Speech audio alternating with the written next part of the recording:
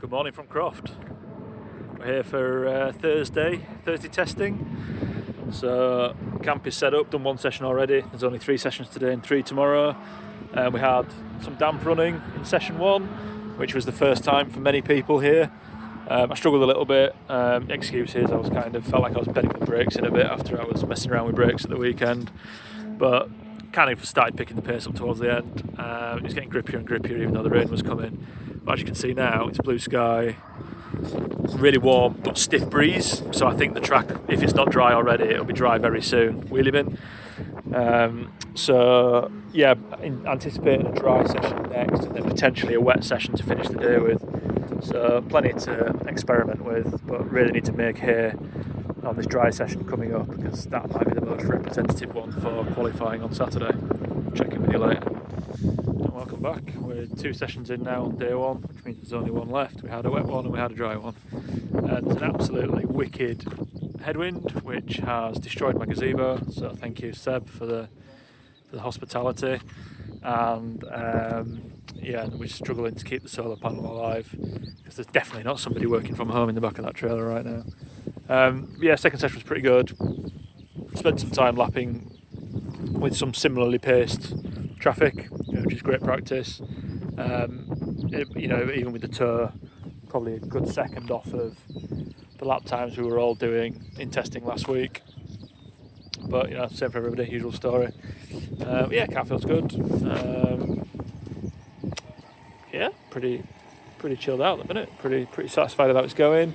It's an absolute lottery what the weather will be like for the final session this afternoon because we just keep getting these little sprinkles of rain. You can see there's some pretty dark clouds. So we'll check in with that. Okay, wind noise is getting really annoying on these clips now, so you've got voiceover Carl for a little bit while Jamie's jacking the car up. I think this was the end of Thursday. Yeah, this was the end of Thursday. Just doing a few jobs on the car. Decided to put some fresh pads in kind of at this point in the weekend. Previously I'd been putting like fresh materials in like ahead of the race weekends, which meant they were already getting fairly used by the time it got to qualifying. Less so with the brake pads, they last several weekends, but like brake fluid and the bleeding of the brake fluid, found a real benefit to doing it towards the end of testing. So we've got that really good pedal feel in time for the important part, which is qualifying. So I'll get on and I'll show you a lap from Friday now, which worked out to be the fastest lapping testing. Still a lot slower than we were the week before, where we had no wind or nowhere near as much wind. So that headwind really was strong.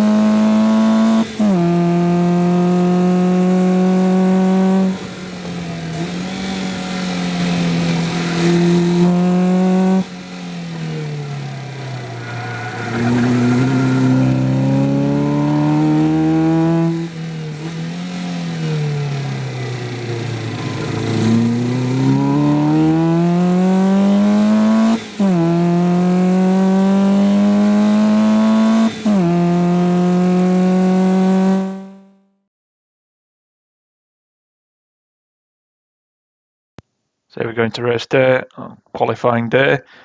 The weather was much of the same, a few scatters of showers in the morning, but generally very sunny, very hot and very windy. Okay, straight into the qualifying lap. That'll set my competitive time. So you can see I've got a quick car, that's Matt Fox up ahead. and I figured this is a great opportunity to tow myself along. But then when I get to this point, I realise that Matt is closely following Ollie, and my sort of heart sinks a little bit. Obviously, that's nothing against Ollie. Very, very, very quick round Croft, but two cars together, typically that close and not going to be as fast as they could be. So I was anticipating this lap getting compromised at some point.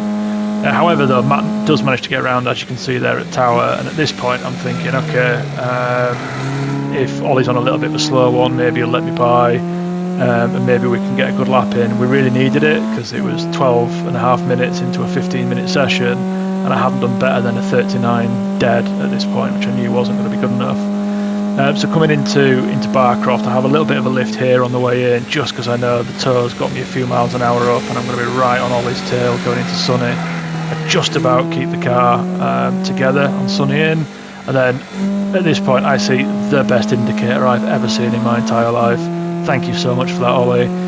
Ollie, I guess, was just trying to find some space, lets me by, and at this point I have a clear run now just to not screw this lap up. I'm 4/10 up. All I need to do now is get it around the hairpin without making a complete pig's ear of it, which, I'll be honest, it was a little bit pig's eary, but I somehow, despite all that hacksawing at the wheel, didn't lose too much time, got a fairly decent exit, which Matt managed to drag me over the line with a 38.5. So, way off what we'd been doing the week before, kind of quite a way off my best in testing. And if it had not been for that tow from Matt and Ollie, I would have been nowhere. All that said, though, it all counts, because when we came over the line on that very lap, Matt had managed to get pole position, and I managed to squeak in a couple of tenths behind him for P2 on the grid. So I was absolutely over the moon with that.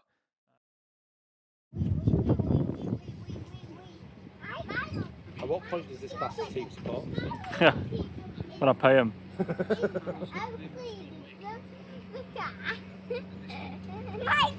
The chances of that likely to happen is pretty low. It's here.